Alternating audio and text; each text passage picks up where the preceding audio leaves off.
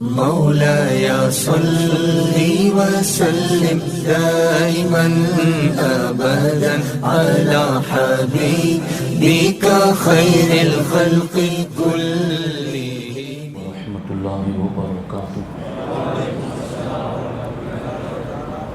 الحمد للہ رب العالمین والصلاة والسلام علی سید الانبیاء والمرسلین وعلى آلہ واصحابہ اجمعین، اما بعد فاعوذ باللہ من الشیطان الرجیم، بسم اللہ الرحمن الرحیم۔ قل لا اسألكم علیہ اجرا الا المودۃ فی القربى، صدق اللہ العلی العظیم وصدق رسولہ النبی الامین المختار الکریم الرؤوف الرحیم۔ انتہائی احترام و عقیدت کے ساتھ حضور سید المرسلین، خاتم الانبیاء، شفیع المذنبین، رحمت للعالمین، خاتم المعصومین، راحت العاشقین، صلی اللہ تعالی علیہ وآلہ واصحابہ وبارک وسلم کی بارگاہ میں اپنی غلامی کا ثبوت دیں، اور جس طریقے سے میں پڑھا ہوں میرے ساتھ مل کر حضور دل کے ساتھ نذرانہ محبت پیش کریں۔ الصلاۃ والسلام علیک یا رسول اللہ، الصلاۃ والسلام علیک یا حبیب اللہ، الصلاۃ والسلام علیک یا نبی اللہ، وعلی آلک واصحابک یا نور اللہ، صلی اللہ تعالی علیہ وسلم۔ احسان مانتا ہے زمانہ حسین کا،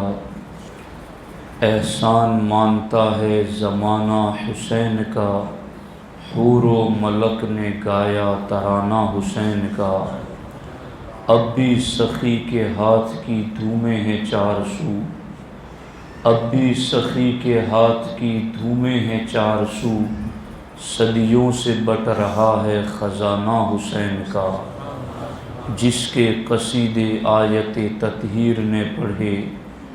جس کے قصیدے آیت تطہیر نے پڑھے، ایسا بنایا رب نے گھرانہ حسین کا، ایسا بنایا رب نے گھرانہ حسین کا، چیخا ہے جس کی ضرب سے ہر دور کا یزید، چیخا ہے جس کی ضرب سے ہر دور کا یزید، ایسا بنایا رب نے نشانہ حسین کا، ایسا بنایا رب نے نشانہ حسین کا، سنی ہوں اس لیے ہوں میں شبیر پر فدا، سنی ہوں اس لیے ہوں میں شبیر پر فدا، پایا ہے عشق میں نے یگانہ حسین کا، آصف بقائے دین ہے کربل کی داستان، آصف بقائے دین ہے کربل کی داستان، یہ فیض بٹ رہا ہے روزانہ حسین کا۔ دوستان محترم، میرے اور آپ کے لیے خوش نصیبی کی بات ہے کہ اللہ جل مجدہ الکریم نے ہمیں اہل بیت اطہار، شہداء کربلا، بالخصوص سید الشہداء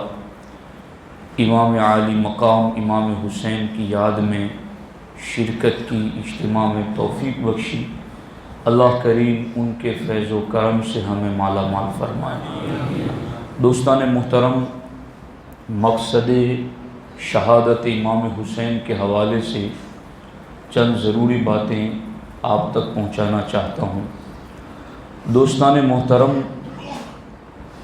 چار چیزیں ایسی ہیں انسان کو فطری طور پر جن سے لگاؤ ہوتا ہے، اور فطری طور پر ان چار چیزوں سے انسان محبت کرتا ہے۔ پہلی چیز انسان کا اپنا مادر وطن، انسان کی اپنی پیدائش کی جگہ، دوسری چیز ہے انسان مال اور دولت سے پیار کرتا ہے، تیسری چیز ہے انسان اولاد سے پیار کرتا ہے، اور چوتھی چیز ہے انسان اپنے وجود سے پیار کرتا ہے۔ ان چار چیزوں سے انسان بالترتیب درجہ بدرجہ پیار کرتا ہے۔ انسان کو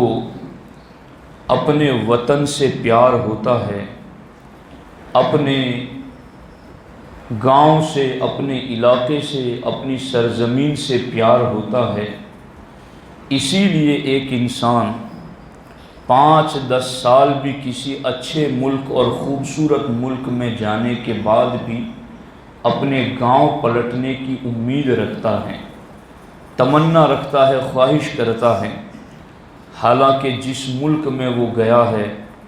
نہ وہاں مچھر نظر آتے ہیں، نہ کوئی گندگی، نہ کوڑے نظر آتے ہیں، اور یہاں وہ ساری چیزیں موجود ہیں، اس کے باوجود بھی وہ 5 سال کے بعد، 10 سال بعد یا بار بار تمنا رکھتا ہے کہ میں کب اپنے گاؤں جاؤں، اپنے ملک جاؤں۔ یہ کون سی چیز ہے؟ یہ فطری طور پر انسان کے دل میں اپنے مادر وطن سے پیار رکھا گیا ہے کہ وہ اپنے گاؤں سے پیار کرتا ہے۔ لیکن آپ دیکھتے ہیں کہ اس سے زیادہ پیار انسان کو دولت و ثروت سے ہوتا ہے، اسی لیے انسان اس ملک کو دولت و ثروت پر قربان کرتا ہے اور اس ملک کی جدائی برداشت کرتا ہے اور مال و دولت کے حصول کے لیے اپنا ملک چھوڑتا ہے۔ لیکن مال و دولت سے بھی زیادہ پیاری چیز انسان کے نزدیک اس کی اولاد ہوتی ہیں۔ 5-10 سال خون پسینے سے جو جمع کی ہوئی پونجی ہیں، اگر اس کی اولاد میں کوئی بیمار ہو، تکلیف میں ہو، درد اور مرض میں ہو، تو انسان وہ اپنی کمائی کو اولاد پر قربان اور خرچ کرتا ہوا نظر آتا ہے۔ اولاد سے بھی زیادہ انسان کو اپنے وجود سے پیار ہوتا ہے۔ اس کو آپ یوں سمجھ سکتے ہیں کہ کسی مکان میں آگ لگ گئی یا کوئی مکان کسی حادثے کا شکار ہو گیا، اس وقت انسان کو بچاؤ کے لیے سب سے پہلے اپنا وجود نظر آتا ہے اور وہ خود اپنے آپ کو بچا کر باہر نکلتا ہے، پھر آواز لگاتا ہے بیوی بچوں کو بچاؤ، دوستوں کو بچاؤ۔ اس سے کیا پتہ چلا کہ 4 چیزیں ایسی ہیں جن سے بالترتیب انسان پیار کرتا ہے، اپنے ملک سے پیار کرتا ہے، مال و دولت سے پیار کرتا ہے، اولاد سے پیار کرتا ہے، اپنے وجود سے پیار کرتا ہے، اور ان نچلی چیزوں میں سے ہر ایک کو اگلی چیز کی محبت پر وہ قربان کرتا ہے۔ مال کی محبت میں وطن کی جدائی قربان کرتا ہے، اولاد کی محبت میں مال قربان کرتا ہے، اپنے وجود کی بقا کی محبت میں اولاد کو قربان کرتا ہے۔ یوں انسان ان 4 چیزوں سے ترتیب وار پیار کرتا ہے اور ہر ایک کو دوسرے پر قربان کرتا ہے۔ لیکن سید الشہداء، امام عالی مقام، امام حسین رضی اللہ تعالی عنہ کی محض ایک داستان کربلا کو ہم پڑھ لیں تو ہمیں پتہ چلتا ہے کہ سید الشہداء اس عالی نسب اور عالی ذات کا نام ہے جنہوں نے دین کی سربلندی کے لیے اپنے وطن کی بھی قربانی دی، جنہوں نے دین کی سربلندی کے لیے اپنے سرمایہ کی بھی قربانی دی، جنہوں نے دین کی سربلندی کے لیے اپنی اولاد کی بھی قربانی دی، جنہوں نے دین کی سربلندی کے لیے اپنے وجود تک کی قربانی دی۔ امام حسین رضی اللہ تعالی عنہ نے جو یہ 4 قسم کی قربانیاں دی ہیں، وہ ان کے درجے کے اعتبار سے بہت زیادہ افضل اور بہتر ہیں، کیونکہ کوئی آج کا انسان مال و دولت کے لیے ملک چھوڑتا ہے تو وہ اپنا وطن چھوڑتا ہے، لیکن امام حسین دین کی سربلندی کے لیے جو ملک چھوڑتے ہیں اسے مدینۃ الرسول کہتے ہیں، اسے حرم پاک کہتے ہیں، اسے مدینہ طیبہ اور مکۃ المکرمہ کہتے ہیں۔ آپ دین کی سربلندی کے لیے ایسا پاکیزہ وطن چھوڑتے ہیں۔ اسی پر بس نہیں، جو کچھ آپ کے پاس سرمایہ تھا وہ سارا بھی آپ نے دین کے نام پر قربان کر دیا۔ اسی پر بس نہیں، آپ نے اپنے جوان بھائی، اپنی اولاد، اپنے آوان و انصار سب کچھ کربلا میں دین کی سربلندی کے لیے قربان کر دیے، یہاں تک کہ خود آپ نے اپنا وجود بھی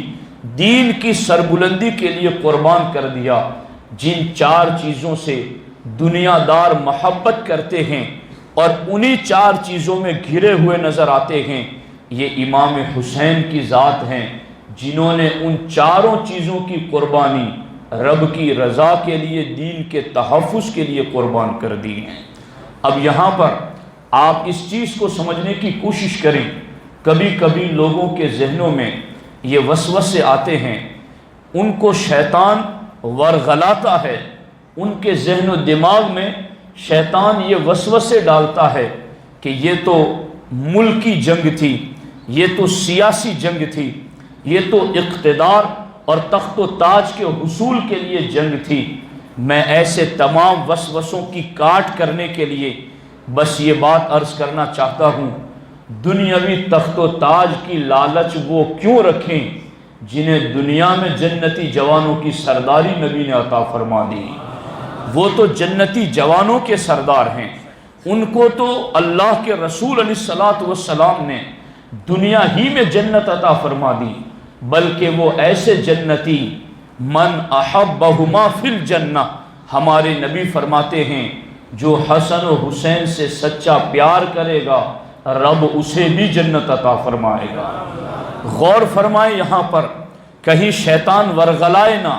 کہیں شیطان راہ بھٹکا نہ دے کہ یہ کوئی سیاسی اور تخت و تاج کی جنگ تھی۔ ہم خود امام حسین سے پوچھیں کہ آپ نے اتنی بڑی قربانیاں دی، وطن کی قربانی،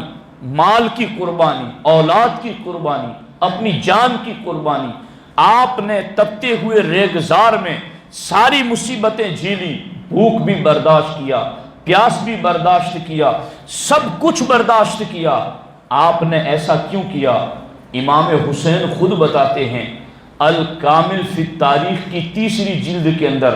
امام حسین رضی اللہ تعالیٰ عنہ نے کربلا جاتے ہوئے یہ خطبہ دیا تھا۔ لوگ آپ کو سمجھانے والے بھی تھے، آپ کو روکنے والے بھی تھے، آپ کے بارے میں ہمدردی دکھانے والے بھی تھے، سارا کچھ موجود تھا، مگر جب آپ کو کربلا جانے سے روکا جا رہا تھا اس وقت امام حسین نے فرمایا کہ میں کربلا کیوں نہ جاؤں؟ نانا جان نے فرمایا ہے،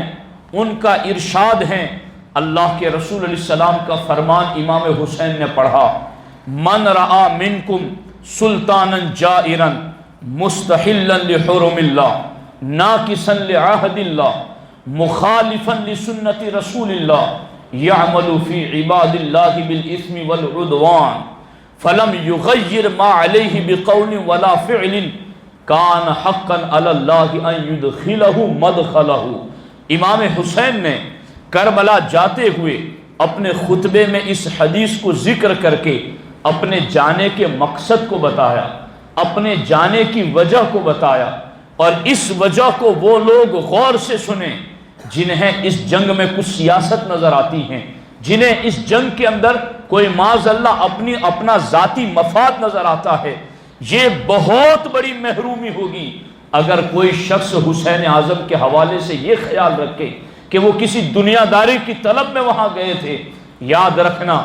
امام حسین نے خود خطبہ دے کر کے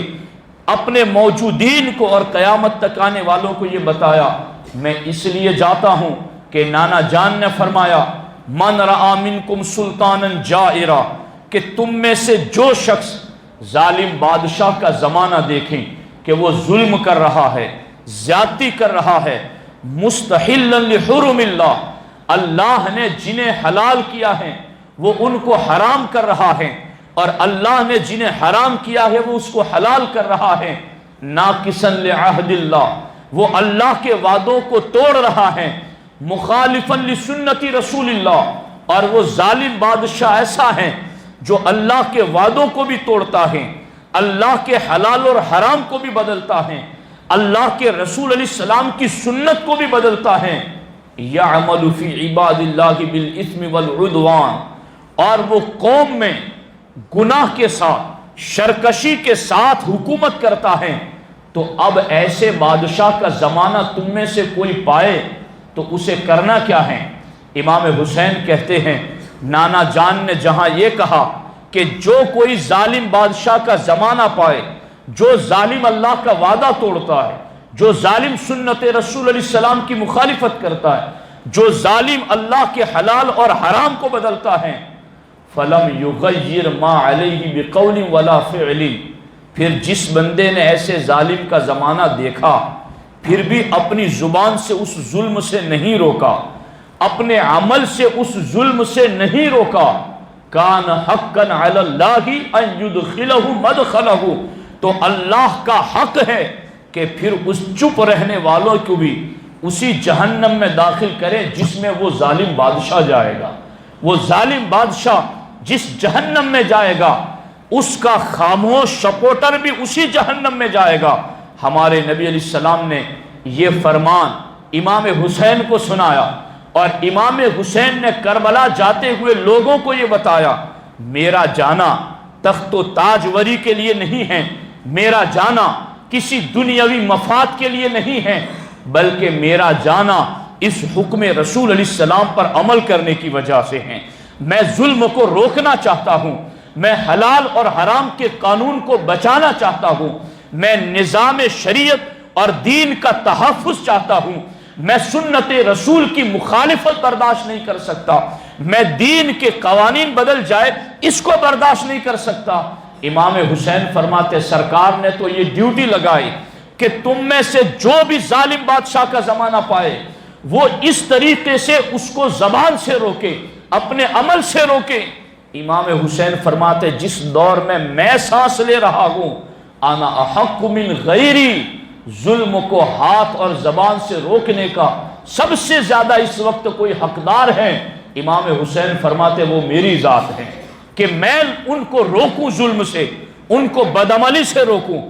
یہ ہے امام حسین کے کربلا جانے کا مقصد۔ اور آگے اسی خطبے میں امام حسین ارشاد فرماتے ہیں میں ان یزیدیوں سے کیوں جنگ نہ کروں، ان ہؤلاء قد لزموا طاعت الشیطان وترکوا طاعت الرحمن وعطلوا الحدود واظہروا الفساد واستعصروا بالفیء واحلوا حرامہ وحرموا حلالہ۔ امام حسین فرماتے ہیں میں ان سے جنگ اس لیے کر رہا ہوں، قد لزموا طاعت الشیطان، انہوں نے شیطان کی پیروی شروع کر دی ہے، وترکوا طاعت الرحمن، رحمان کی بندگی کو ان یزیدیوں نے چھوڑ دیا ہے، وَأَظْهَرُ الْفَسَاد، زمین میں انہوں نے فساد مچایا ہے، وَعَطَّلُ الْحُدُود، اللہ کے قانون کو انہوں نے توڑنا چاہا ہے، وَاسْتَأْثَرُ بِالْفَيْءِ، بیت المال کو، مسلمانوں کی جائیداد کو انہوں نے اپنی پرسنل جائیداد سمجھ لیا ہے، انہوں نے حلال کو حرام اور حرام کو حلال کرنا شروع کر دیا ہے۔ امام حسین فرماتے ہیں جو دین کو بدلنا چاہے گا حسین ان کا نظام بدل دے گا مگر دین کو نہیں بدلنے دے گا، جو دین کو مٹانا چاہے گا حسین ان کو مٹا دے گا مگر دین کو مٹنے نہیں دے گا۔ کوئی یہ کہہ سکتا ہے کہ امام حسین تو شہید ہو گئے، بظاہر تو یہ لگتا ہے کہ امام حسین دنیا سے ختم ہو گئے،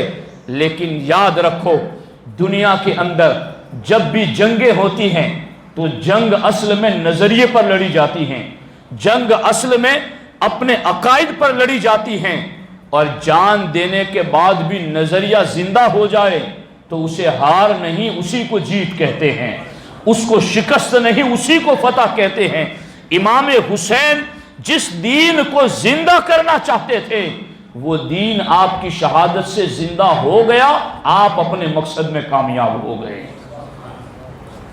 اسی لیے آپ دیکھیں قتل حسین اصل میں مرگ یزید ہیں،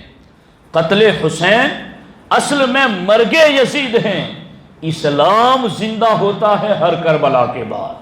کہ اسلام زندہ ہوا ہے کربلا کے بعد۔ حسین اعظم شہید تو ہوئے مگر یزید مٹ گیا،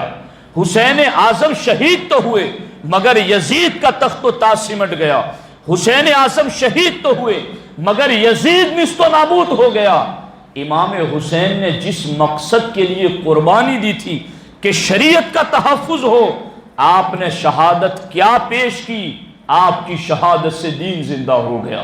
آپ کی شہادت سے اسلام زندہ ہو گیا۔ تو اب دیکھیں آپ کہ یہاں امام حسین خود بتا رہے ہیں کہ ہمارے جانے کا مقصد کیا، میں لڑ کیوں رہا ہوں۔ اب یہ جو بات ہے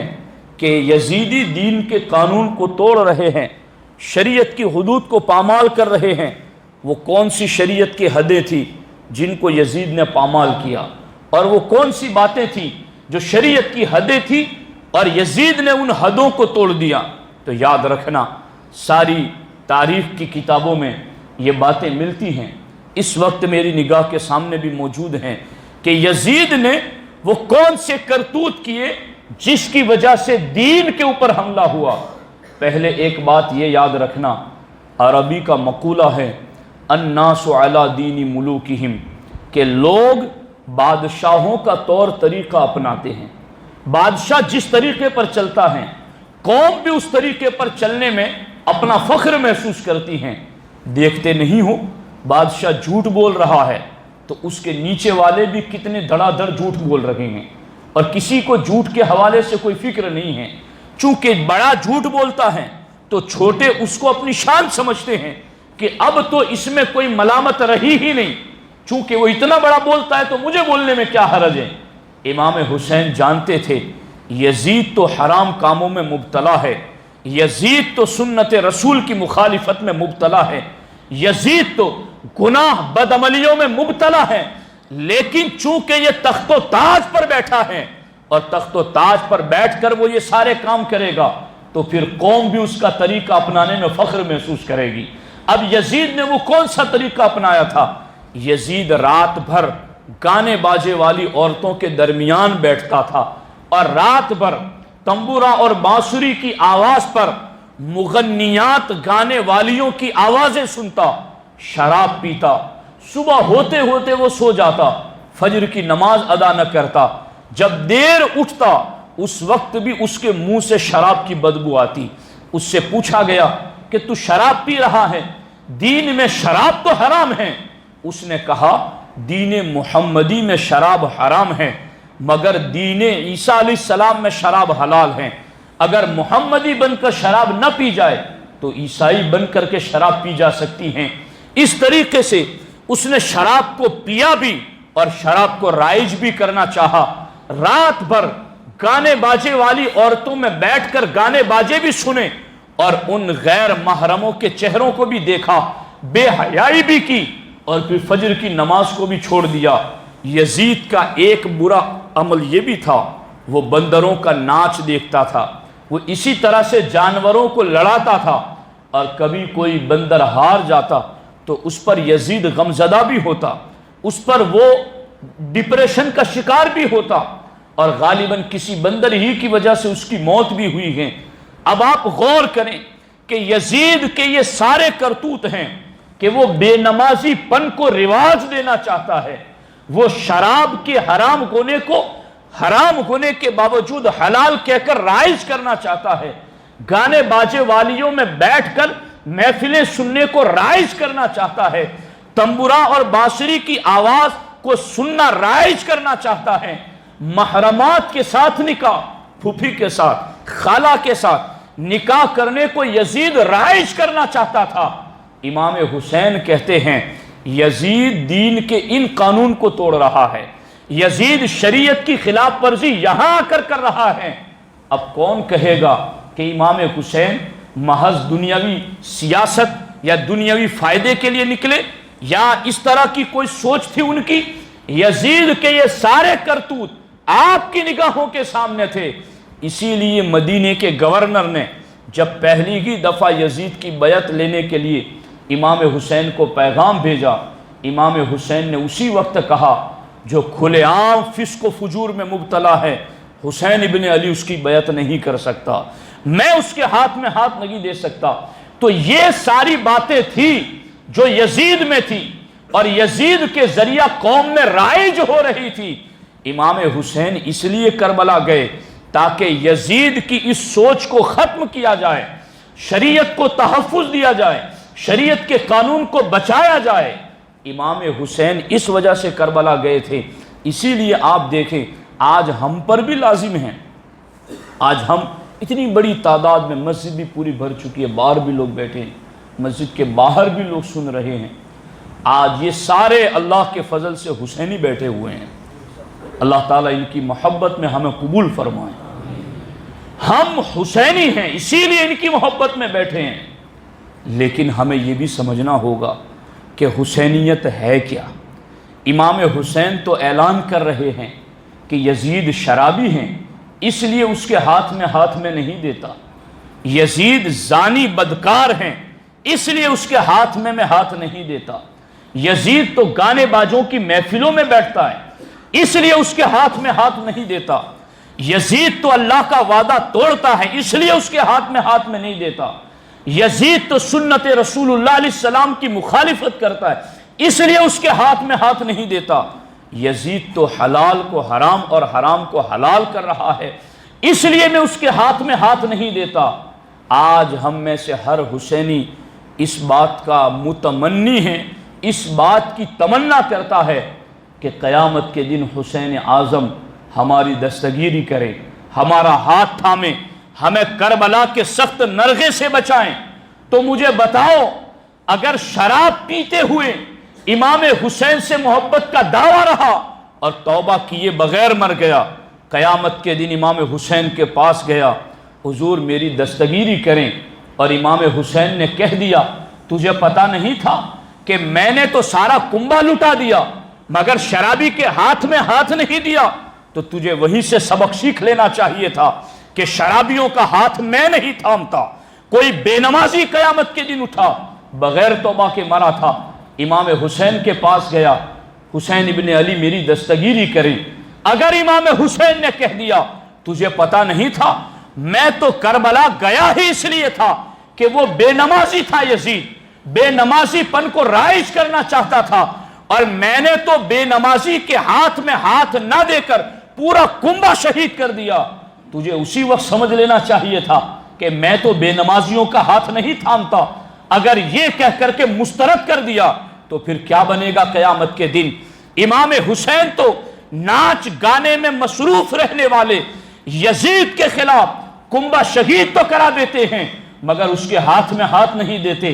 آج گانوں میں مبتلا لوگ قیامت کے دن بغیر توبہ کے اگر وہ مرے اور اٹھے، حسین ابن علی کے پاس گئے، دستگیری کریں ہماری، ہمیں شفاعت سے گزار کر کے جنت تک پہنچائیں۔ اگر امام حسین نے کہہ دیا تمہیں پتہ نہیں تھا، میں تو کنبہ لٹا کر کے بھی، اپنے پیاروں کی شہادتیں دے کر کے بھی گانے باجے بجانے والے یزید کے ہاتھ میں ہاتھ نہیں دیتا، تو تمہیں اسی وقت سمجھ لینا چاہیے تھا کہ میں تو ایسے لوگوں کے ہاتھ میں ہاتھ نہیں دیتا۔ اگر وہاں پر امام حسین نے ہماری دستگیری یہ کہہ کر کے مسترد کر دی کہ نہیں تمہارا ہاتھ نہیں تھاموں گا، اس وقت کیا بنے گا؟ کیا آج ہماری پوزیشن یہ نہیں ہے کہ ایک طرف ہماری زبانوں پر حسینیت ہے اور دوسری طرف ہمارا کردار یزیدیت ہے؟ وہ کون سا عمل ہے کہ جو بے نمازی پن کا ہو، زناکاری کا ہو، بد نگاہی بد نظری کا ہو، گانے باجے کا ہو، یا محرمات کے ساتھ بھی غیر برتاؤ کرنے کا ہو؟ یہ کون سا عمل ہے جو آج حسینیت نام لینے والوں کے کردار میں نظر نہ آتا ہو؟ آج کا یہ سنی اجتماع ٹھیک شب عاشور میں سید الشہداء کی یاد دلاتے ہوئے تمہیں اصل مقصد کربلا سمجھا رہا ہے کہ امام حسین کی یاد میں آج جیسے آئے ہوں، پانچوں وقت کی نماز میں بھی اسی طرح آتے رہنا، اس کو حسینیت کہتے ہیں۔ اگر آج آپ نے سنا ہے کہ یزید شراب پیتا تھا اور شراب کو رائج کرنا چاہتا تھا، آپ میں سے ہر حسینی یہ عہد کر کے اٹھیں ہم خود تو بچتے ہی ہیں، اپنی قوم کو بھی بچائیں گے، تو پھر یہ سچی حسینیت ہے۔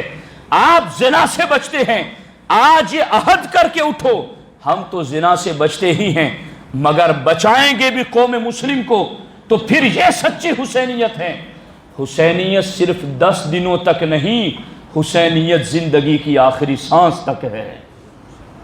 اور یہ ایک پریکٹیکل پیغام ہے،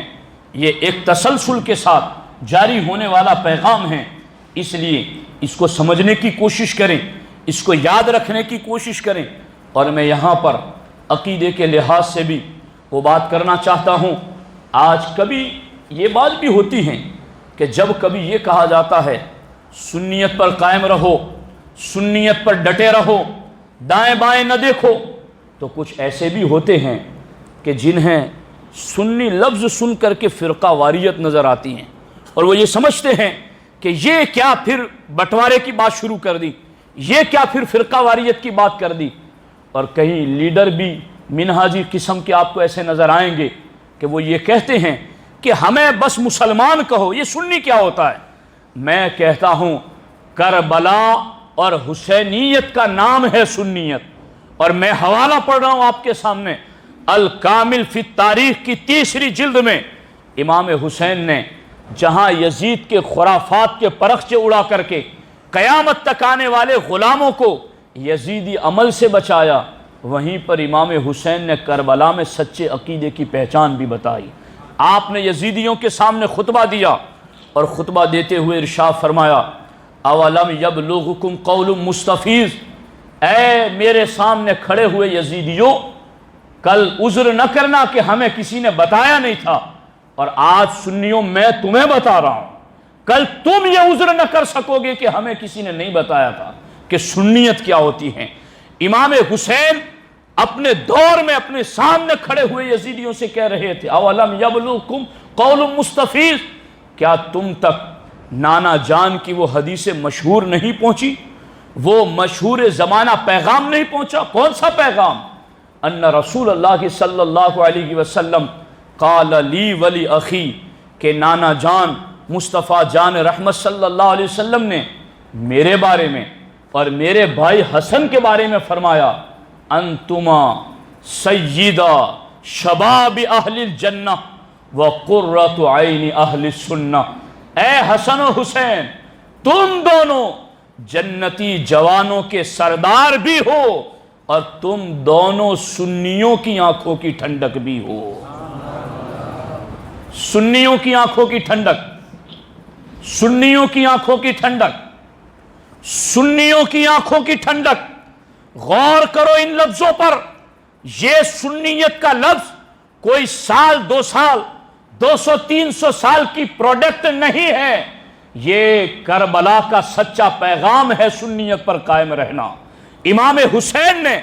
کربلا میں یزیدیوں کے سامنے یہ خطبہ پڑھ کے کہا کہ نانا جان نے کہا ہے کہ تم دونوں حسن و حسین سنیوں کی آنکھوں کی ٹھنڈک ہو۔ تو سنیت کو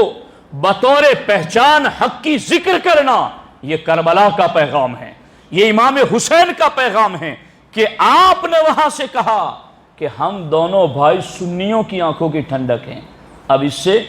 وہ رافضی نکل گئے جو خوب ماتم کرتے ہیں۔ اعلیٰ حضرت فرماتے ہیں کالے کپڑے پہننا ان 10 دنوں میں سوگ ہے اور سوگ حرام ہے۔ اعلیٰ حضرت فرماتے یہ روافض کا شعار ہیں، اور ان کا دل بھی ان کے کپڑوں جیسا ہے۔ کوئی نہیں سمجھ میں آ رہی بات؟ سمجھو اس بات کو۔ اعلیٰ حضرت فرماتے ہیں ان کے دل بھی سیاہ، ان کے لباس بھی سیاہ۔ کربلا سے امام حسین نے کہا، آج وہ یہ کہہ رہے ہیں کہ ہم محب اہل بیت ہیں، امام حسین کہتے ہیں ہم تو سنیوں کی آنکھوں کی ٹھنڈک ہیں، رافضیوں کی آنکھوں کی ٹھنڈک نہیں۔ سمجھ آ رہی ہے کہ نہیں آ رہی؟ اور پھر آج وہ بھی اپنے آپ کو تو سنی کہتے ہیں نا، جو خارجی ہیں دیوبندی لوگ، وہ بھی اپنے آپ کو آج یہ کہتے ہیں نا کہ ہم اہل سنت والجماعت ہیں جی۔ تو امام حسین نے ان کو بھی صاف کلیئر پیغام دے دیا، فرمایا ہم دونوں بھائی سنیوں کی آنکھوں کی ٹھنڈک ہیں، اگر تم اپنے آپ کو سنی کہتے ہو تو کیوں ہمارا ذکر نہیں کرتے؟ بلکہ ان کے مولوی نے فتح رشیدیہ میں لکھا کہ صحیح روایتوں سے بھی امام حسین کا ذکر کرنا حرام ہے۔ امام حسین کے نام کی سبیل لگانا ناجائز ہے۔ سمیل میں چندہ دینا ناجائز ہے۔ اور اظہار حق نامی کتاب میں نظر محمد قاسمی ان کے مولوی نے کہا کہ ہم علماء دیوبند نے ہمیشہ یزید کی حمایت کی ہے، اور ہمارے قاری طیب صاحب تو یزید کو متقی اور امیر المومنین مانتے تھے۔ تو کربلا میں امام حسین نے کہا ہم دونوں بھائی سنیوں کی آنکھوں کی ٹھنڈک ہیں۔ اب سنی وہی تو ہوگا جو ان کے ذکر سے اپنی آنکھوں کو ٹھنڈا کرے۔ جنہوں نے ان کے ذکر کو بدعت کہا، ان کی سبیل کو بدعت کہا، ان کی نیاز کو حرام کہا، بھلا وہ کس منہ سے اپنے آپ کو اہل سنت والجماعت لکھتے ہیں؟ اس لیے کہ امام حسین نے فرمایا ہم دونوں بھائی سنیوں کی آنکھوں کی ٹھنڈک ہیں۔ تو اب وہی سچا سنی ہے جو ان کی یاد منا کر اپنی آنکھوں کو ٹھنڈا کر رہا ہے، اور وہ الحمدللہ وہ سنی ہیں جن کے ہاتھوں میں امام احمد رضا کا دامن ہے۔ اب غور کرو، کربلا جانے کا مقصد بھی سمجھو، کوئی ورغلائے نہیں، کوئی وسوسہ نہ ڈال جائے کہ یہ کوئی ملکی جنگ تھی، یہ تو حق کے لیے دین کے غلبے کی جنگ تھی، جس کو کتابوں کے حوالوں کی صورت میں میں نے آپ کے سامنے ذکر کیا۔ اور کربلا عمل کو بھی بیدار کرنے کا پیغام دے رہی ہے، اور کربلا عقیدے اور سنیت پر بھی ڈٹ کر رہنے کا پیغام دے رہی ہے۔ بہت سارے مسلمان ایسے ہیں جنہیں دلائل پڑھنے کا وقت نہیں، جن کے پاس فرصت نہیں ہے کہ وہ دلائل پڑھیں اور دلائل کی بنیاد پر حق کو سمجھے۔ تو کوئی بات نہیں، اگر وقت نہیں ہے، دلائل نہیں پڑھ سکتے، کوشش تو کرنی چاہیے، لیکن اگر نہیں بھی پڑھ سکے تو کیا کربلا حق کا اظہار کرنے کے لیے کافی نہیں ہے؟ جنہیں آج چہرے ایک جیسے نظر آتے ہیں، نمازیں ایک جیسی نظر آتی ہیں، تسبیح و تحلیل ایک جیسی نظر آتی ہیں، اور وہ یہ سمجھتے ہیں کہ اب ہم کدھر جائیں، ہم کس کو باطل سمجھیں؟ تو کربلا میں دیکھو کہ وہاں بھی تو یکساں نظر آتا تھا دونوں طرف، اذانیں کدھر نہیں تھی، داڑیاں کدھر نہیں تھی، لباس اسلامی کدھر نہیں تھے، مگر کل کربلا میں بھی حق ادھر ہی تھا جدھر حسین ابن علی تھے، آج بھی حق ادھر ہی ہیں جدھر حسین ابن علی ہیں، اور الحمدللہ وہ اہل سنت و جماعت ہیں۔ اس لیے سنیوں، سنیت پر قائم رہو، یہ حسینیت ہے، یہ کربلا کا پیغام ہے، اور حسینیت پر قائم رہنا ہے تو پھر یزیدی کردار کو چھوڑ کر امام حسین کے مقصد شہادت کو سمجھتے ہوئے اس پر عمل کی کوشش کرنی ہے۔ اللہ کی بارگاہ میں دعا ہے، اللہ جل جلالہ ہمیں فیضان کربلا، فیضان شہدائے کربلا سے مالا مال فرمائیں، اور اللہ تبارک و تعالی ان کے نقش قدم پر چلنے کی ہم سبوں کو توفیق عطا فرمائیں۔ السلام علیکم ورحمۃ اللہ وبرکاتہ۔